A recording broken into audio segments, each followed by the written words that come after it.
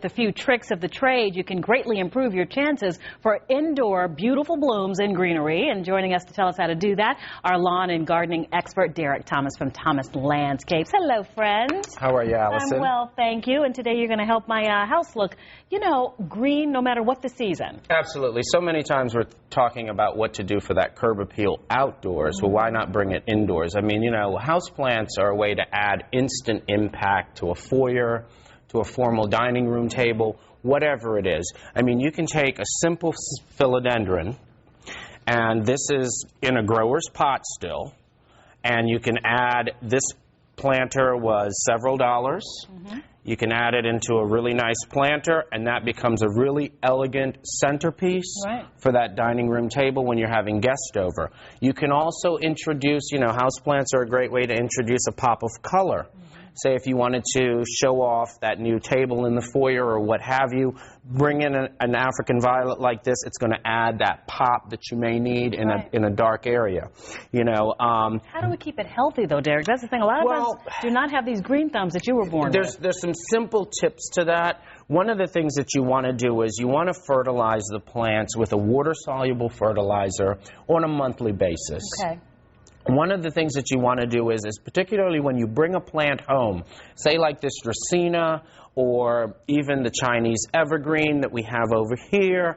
This one, you know, you know the plant, know where it's going to go best. Ask the professional at the garden center where you've gotten the plant. This plant, like the Chinese evergreen, will do fine in absolute full shade in your home. Okay.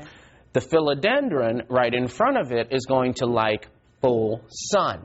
So you're going to want to put this closer to a sunny windowsill. So know the plant, know where it wants to be. Okay. And don't overwater any of your house plants. How do we know if it's overwatered? Well, when you use a tray, what you don't want to see the following day after watering is you don't want to see any residual water in that tray. Okay. If the plant is sitting in water, that's actually opening up the plant to root rot. You want to stay away from that. It's better to water less than more.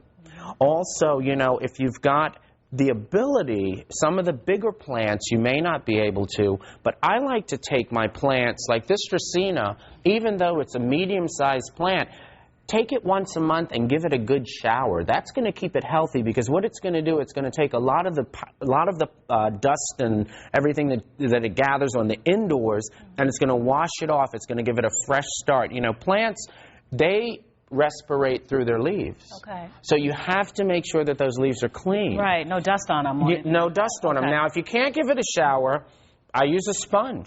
You know, you can take the sponge, you can clean off the leaf and get that dust off, and your plants are ready to go again. You also say give it time to get used to being inside. How do we know what's enough time to acclimate them to the different temperature? The biggest problem is, and what people make a mistake with doing is, they see the plant losing some leaves, turning yellow, and they say, oh my God, the plant needs more water. It needs to be moved into a different location. Right. Don't do that. The plant needs about a month to 2 months, depending on the plant, to get used to its new environment. Okay. If you move it in that time period, you're forcing the plant to reacclimate to another environment, and that's not what we want to do. I love that. Okay, so give it time to get inside. And you say that all of this, too, and you've been telling me this for a long time, get the girls involved in this. Get the girls involved. But it really is, because these are living things, and if you get them to, you know, nurture this and take pride in it, maybe it, you know. Well, and what you know, this will be, the philodendron is so easy. It'll be a great plant for the girls' room. You can actually make it a project. You know, you go out, you buy a plant like this,